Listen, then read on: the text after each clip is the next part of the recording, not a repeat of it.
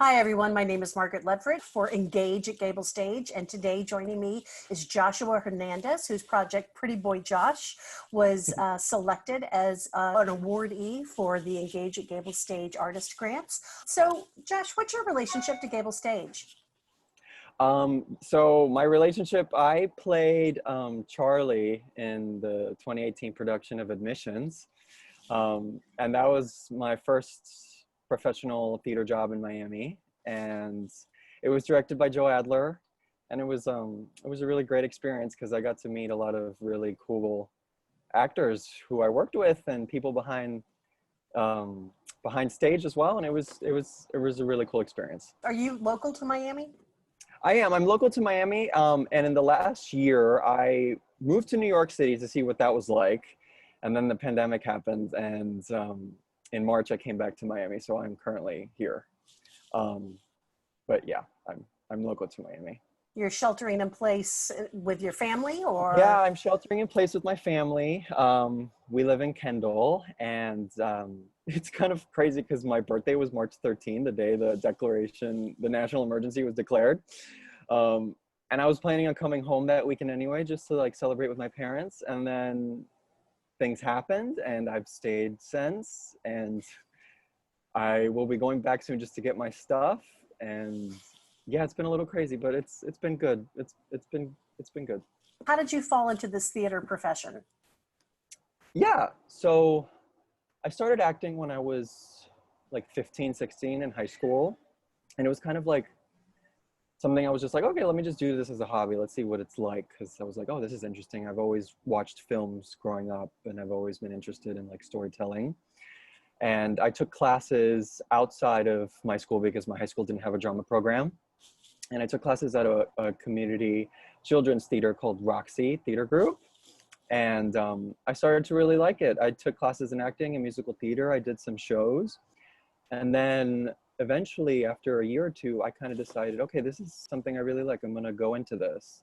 So I decided to apply for colleges in theater. And I ended up going to Florida State University, studying theater. I studied abroad in London, and I took classes there. And I think my experience there really honed in my interest in doing this professionally. So after graduating, I started working professionally as an actor in theater. And my first role was Peter and Romeo and Juliet in a Shakespeare in the Park production in North Dakota. And I was like, great, this is a cool way to start. And then eventually I started to do more things, and I worked at Gable Stage, and then I moved to New York for a little bit, and I did more film stuff. And yeah, it's been a cool experience so far, and I'm looking forward, whenever it's safe to do so, to get back into it. So can you tell us a little bit, without giving too much away, can you Okay. tell us a little bit about your project, Pretty Boy Josh? Yeah. So it's kind of something I've been thinking about for a while. And originally I didn't think about doing it in a short content film-esque kind of way. I was thinking of doing it in like a actual production, but I was like, this could be a really cool opportunity to do this and put it in a film kind of way. And essentially it's about my journey to coming out as a queer Latino man and the struggles I faced along the way. And it's kind of a culmination of those waves that brought me to where I am today. What do you hope an audience takes away from your project after seeing it exclusively on the Gable Stage website? I hope people can see it and learn to accept different types of people, and maybe hopefully younger audience members or younger people who might be facing similar struggles may relate to it and may think differently about the LGBTQ youth and the struggles that they face and we face. Some people can relate to it and maybe just take a step back and learn acceptance. What inspires you as an artist? Oh, I'm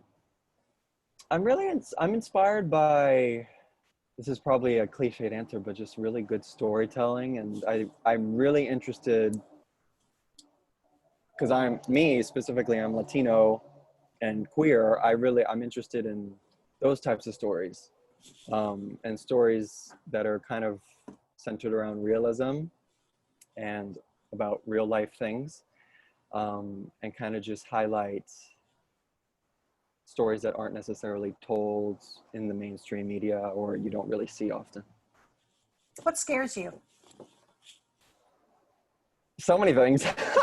um, And well, well, I think does something, when something scares you, does that promote you to work it out in your art?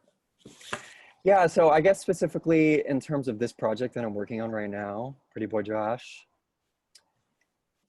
it's kind of been scary, and I've been thinking a lot about this in terms of me just reflecting on the struggles that I did face growing up until the point that I am today. And it's kind of been like a back and forth, like, oh my God, this is okay. I'm not reliving it. I'm not in that moment anymore, but I do have to think about those things and how I got to where I am today and like how those moments changed me. So in terms of what scares me, I'm scared of people not being able to live authentically, and I'm scared of people who aren't able to be telling their truth in life. And thankfully, I'm at a place where I'm comfortable with who I am. I'm comfortable living out loud and being proud of the person I am today, but it wasn't always that case. And I'm scared of people who are not able to do that and get to a similar place to where I am at, or where they feel comfortable being who they are. When we all gather in the theater again, what's your greatest hope? I'm looking forward to that day, and I think it will come one day soon. And I think my greatest hope, and I think it's about time that a lot of theater companies start to work on this, is telling more stories of people of color, queer people, marginalized groups, people that aren't necessarily able to tell their stories in a space where there's an audience. And I think that can come in many shapes and forms, and that could be hiring actors of those groups, putting up stories from playwrights of those groups, hiring crew of those groups, directors, etc. I'm hoping, now that we're in this moment of realization, reflection, and we're gearing towards more acceptance, that more stories, diverse stories, are able to be told to audiences. And just different types of ways of presenting these stories too. I feel like theater is so multidimensional in the ways that stories can be presented to audiences. And I think now that we're in an age where live performance is being contested because of this pandemic, that people will start to be more creative, and different ways of storytelling will be able to come through after this. Thank you so much, Joshua Hernandez, for being with us today. And I can't wait to see your work at the end of the week. Thank you so much for having me, and thank you for the opportunity. I really appreciate it.